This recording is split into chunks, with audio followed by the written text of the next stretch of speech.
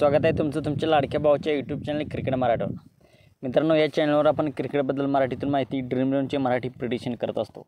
तर आपण चॅनलवर नवीन असाल तर आमचा यूट्यूब चॅनल सबस्क्राईब करा।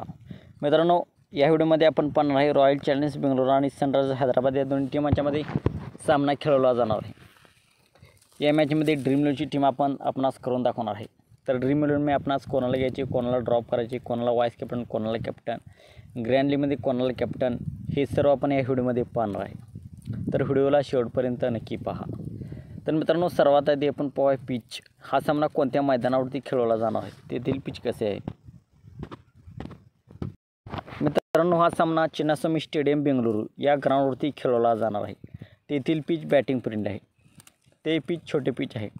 तर टोटल मॅचेस त्या ग्राउंडवरती 165 खेळवले गेले आहेत। बॅटिंग पहिली करणारी टीम 72 मॅचेस जिंकले आहे आणि बॅटिंग दुसरी करणारी टीम 91 मॅचेस जिंकले आहे। त्या ग्राउंडचा ॲव्हरेज स्कोर 170-180 आहे। सर्वात जास्त टोटल त्या ग्राउंडवरती 263 झाला होता आणि सर्वात कमी टोटल 82। 150च्या खाली 56 वेळा स्कोर झाला आहे। 150 आणि 170च्या मध्ये 36 वेळा, 170 आणि 190च्या मध्ये 35 वेळा आणि 190च्या पुढे 42 वेळा स्कोर झाला आहे त्या ग्राउंडवरती। तर मित्रांनो, आता आपण पाहूया त्या ग्राउंडवरती खेळवल्या गेलेल्या काही मॅचेसचे रेकॉर्ड। लखनौ आणि रॉयल चॅलेंजर्स बेंगळुरू यामध्ये सामना खेळवला गेला होता। त्यामध्ये लखनौने पहिली बॅटिंग करताना 181 धावा केल्या होत्या। बेंगळुरूने चेस करताना 153 रन्स करू शकली आणि ऑल आउट झाली।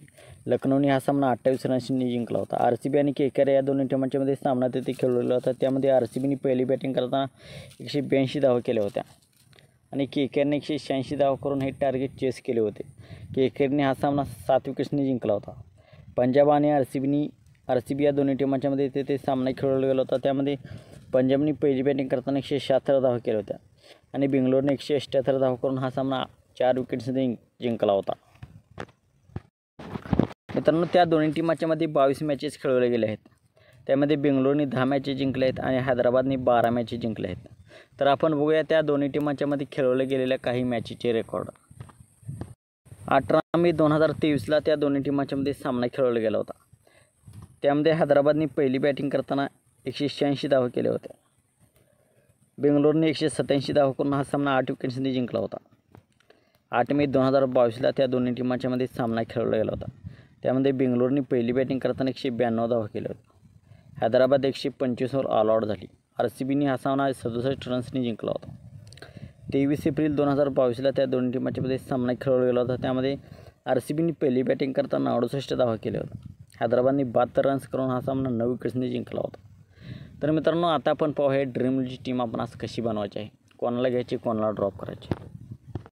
तर मित्रांनो, सर्वात आधी आपण पाहूया ट्रम्प कार्ड प्लेयर कोण होणार आहे या मॅचमध्ये आपल्यासाठी। मित्रांनो, ट्रम्प कार्ड प्लेयर म्हणजे ज्याचे सिलेक्शन पर्सेंटेज 30% कमी आहे असे प्लेयर्स आणि ते या मॅचमध्ये पॉईंट देऊ शकतील।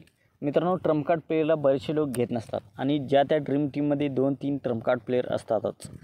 तर आपण पाहूया कोण होणार आहेत आपल्यासाठी। Rahul Tripathi, Rajat Patidar, Mahipal Lomror, Abdul Samad, S Chavan, Will S Ahmed, येथे जयदेव उनथकत आणि व्यास विजयकुमार, आकाशदीप सिंग। तर हे ट्रम्प कार्ड प्लेयर आहेत। तर कोणता ट्रम्प कार्ड प्लेयर कोणत्या कंडिशनमध्ये आपण असं घ्यायचं आहे हे आपण पाहूया। राहुल त्रिपाठी मागील मॅचमध्ये इम्पॅक्ट प्लेयर म्हणून खेळायला आला होता। तर राहुल त्रिपाठीमध्ये कौशल्य आहे, महाराष्ट्राचा खेळाडू आहे, तो चांगला खेळतो। रायझिंग पुणे सुपर जायंट्समध्ये होता तेव्हा त्याने चांगली फलंदाजी केली होती, पण हैदराबाद त्याचा उपयोग चांगला करत नाही। वन डाऊनला खेळायला येतो, तर इम्पॅक्ट प्लेयर म्हणून येतो, चांगली खेळी करू शकतो। आपण ग्रँड लीगमध्ये रिस्क म्हणून त्याला ट्राय करू शकता। रजत पाटीदार मी आपणास मागील मॅचमध्ये ट्रम्प कार्ड प्लेयर म्हणून घेण्यास सांगितले होते आरसीबीची पहिली बॅटिंग आल्यावर, तर त्याने 50 रन्स स्कोर केला होता। तर इथे सुद्धा आरसीबीची पहिली बॅटिंग आली तर आपण त्याला ट्रम्प कार्ड प्लेयर म्हणून घेऊ शकता। महिपाल लोमरोर त्यालाही आरसीबीच्या पहिल्या बॅटिंगच्या केसमध्ये आपण घेऊ शकता। एस चव्हाण आज आपल्यासाठी ट्रम्प कार्ड प्लेयर ठरणार आहे। 1 डाऊन 2 डाऊनला खेळायला येतो आणि चांगली खेळी करू शकतो, तर तो आजच्या मॅचमध्ये त्याच्यावर आपले लक्ष असू दे। अब्दुल समद हैदराबाद टीमची पहिली बॅटिंग आली तर त्याला आपण ट्राय करू शकता. 6-7 नंबरला खेळायला येतो आणि शेवटच्या षटकात हिटिंग करतो. हैदराबादची लवकर विकेट्स गेल्या तर त्या केसमध्ये तो आपल्यासाठी चांगला ठरेल. सहमत. हैदराबाद टीमची पहिली बॅटिंग आली तर बॅटिंगकडून आणि बॉलिंगकडून सुद्धा तो पॉईंट देऊ शकतो, तर त्यालाही आपण ट्राय करू शकता. जयदेव उनदकर. हैदराबाद टीमची पहिली बॉलिंग आली तर त्या केसमध्ये आपण त्याला ट्राय करू शकता. व्यास विजयकुमार विकेट टेकिंग बॉलर आहे, बॅटिंगने सुद्धा पॉईंट देऊ शकतो. RCB टीम पहिली बॉलिंग करत असेल तर त्याला आपण ट्राय करू शकता. आकाशदीप, त्यालासुद्धा RCBच्या पहिल्या बॉलिंगच्या केसमध्ये आपण ट्राय करू शकता. तर हे आहेत कोणत्या कंडिशनमध्ये कोणाला घ्यायचे. तर मित्रांनो, आजच्या मॅचमध्ये 3 ट्रम्प कार्ड प्लेयर मी आपण सांगणार आहे. राहुल त्रिपाठी,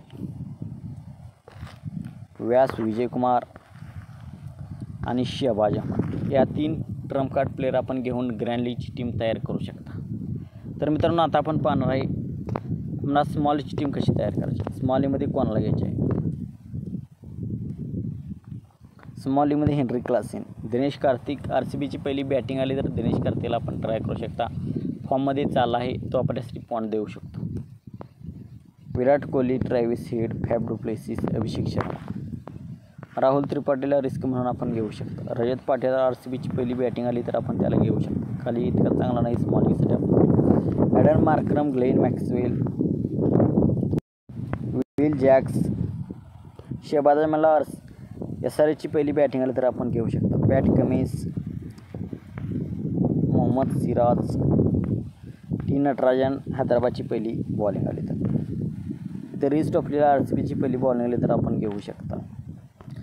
तर मित्रांनो, या टीममध्ये कॅप्टन आपण विराट कोहली आणि व्हाईस कॅप्टन ग्लेन मॅक्सवेलला करणार आहोत. आपण Travis Head, Heinrich Klaasen, Aiden मार्क्रमला सुद्धा कॅप्टन व्हाईस कॅप्टन करू शकतो. तर मित्रांनो, व्हिडिओ कसा वाटला. व्हिडिओ आवडला असेल तर व्हिडिओला लाईक करा. हा व्हिडिओ आपल्या मराठी बांधवापर्यंत शेअर करा आणि आमचा यूट्यूब चॅनल अजून आपण सबस्क्राईब केला नसेल तर यूट्यूब चॅनलला सबस्क्राईब करा. आणि आमची फायनल प्रोडिक्शन आपणास हवी असेल तर आमचा टेलिग्राम चॅनल जॉईन करा. कमेंट सेक्शनमध्ये टेलिग्रामची लिंक आहे. थँक्यू. जय महाराष्ट्र.